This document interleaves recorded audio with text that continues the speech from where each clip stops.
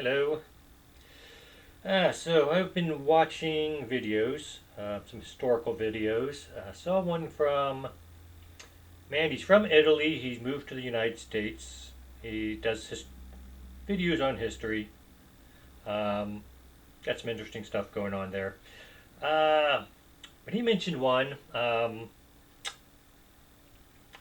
If he were, if he had migrated here or immigrated here back in the early 20s or early 20th century, 1920s, or even earlier than that, the forms he filled out, he would have had the choice of putting down either Italian or black.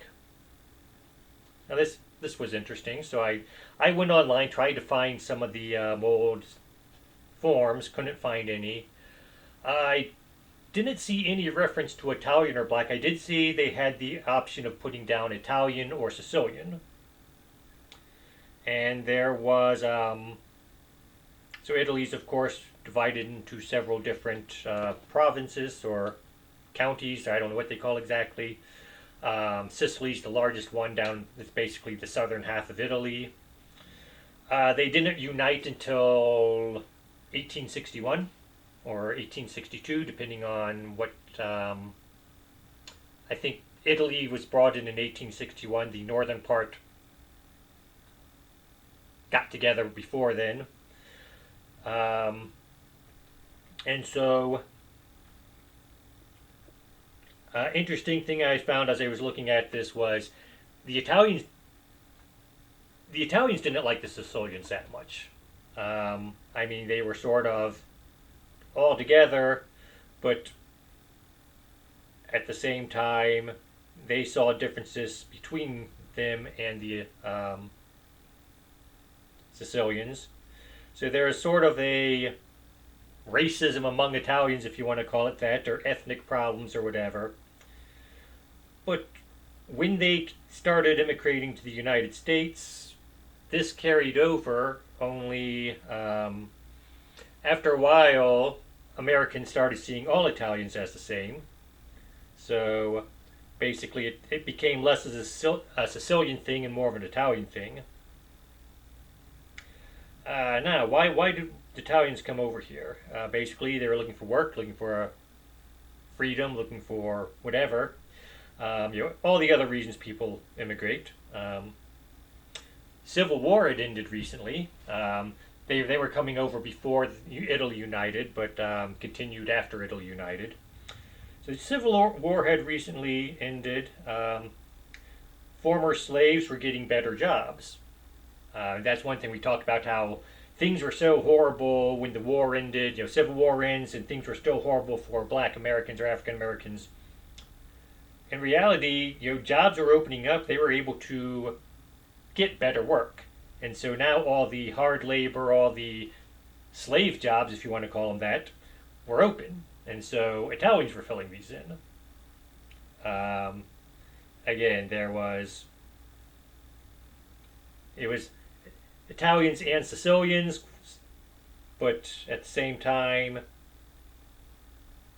you know, eventually they all became one nation. They were all treated the same. So the Sicilians initially were the ones that were looked down on, persecuted, however you want to phrase it. But over time, all the Italians did, because there were Sicilians saying, "Oh, we're Italians," and so people still didn't like the Sicilians. So instead of saying, "Oh, the Sicilians are all Italians," they started treating all the Italians like Sicilians, and they continued to use the word Italian instead of Sicilian, but it's basically just started treating all Italians bad. So my main two sources on this, New York Times did a series where they went through their old editorials, and they basically wrote sort of period pieces or topical pieces based on their old editorials. And the interesting thing about this is, the New York Times was horrific when it came to criticizing Italians. And that's one thing they actually openly admitted. I give them credit for that. Is when they went through their own editorials and started putting these pieces together about how Italians were treated, they they openly admitted that yes, they were part of the problem. So I'll give the New York Times credit for that. Then I found a series of YouTube videos, a YouTube channel by a woman named Danielle Romero. She was, or she is, half black and one quarter Sicilian. And so she started researching her African American side and making videos about it. And then just for context, she decided, let's look at the other half of my family because they were from the South too, and started looking into that. And she actually found out in some cases the Italian side of her family was treated worse than the African American side of her family. And that I bring that up. So we talk about slavery, and a lot of people say, the Irish were slaves, and yes, they were. So some of the slaves were Irish in the United States, and people want to come up and they want to argue back and forth, and so it sounds like I'm doing the same thing here. Well, Italians were treated just as bad as black people, and so someone's going to come on and say, oh, you're just pulling the same trick people tried to pull with the Irish. So I want to point this out because again, Danielle Romero was half black, one quarter Sicilian. So she has nothing to gain by saying, oh, look how the Italians were persecuted, because she can always go to the other half of her family and play if she wants to play the victim. And she's not really playing the victim, she's just giving history, which is what I like about her videos. And so those were my two main sources. I found other sources which pretty much repeated the same information I got from her videos or the New York Times article. Went a little on Wikipedia, and it was sort of shady, or just extra repetitive of what I found on other sites. So anyway, let's dig into this a little. So post Civil War, they were coming over. So it was not unusual to hear them referred to as either Dago N-words or N-word wops. So yes, they were insulted. They were called the N-word, a special form of the N-word, I guess. Let's see what else we got here. So, found part of an article. Don't know where this comes from. On May 28th, 1888, the Council passed a resolution to the effect that parties receiving the contract for paving East Washington Street shall bind themselves not to employ any Italian labor.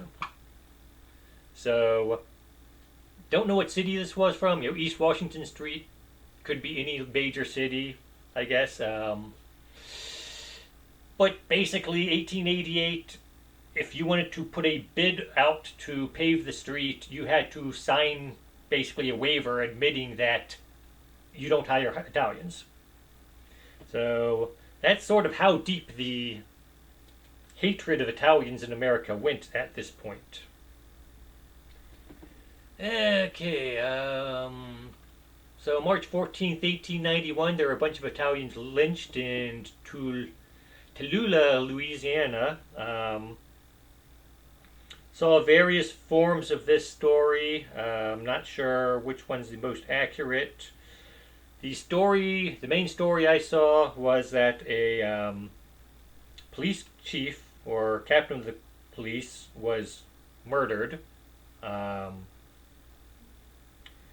He had recently broken up. There was a fight between some Italian settlers and someone else. So he had recently broken that fight up. So people sort of assumed that the Italians killed him. A bunch of Italians were arrested. Most of them were released because there was no evidence against them. And so a lynch mob came about and said, okay, police aren't going to do this, we're going to do it. And different stories gave different numbers.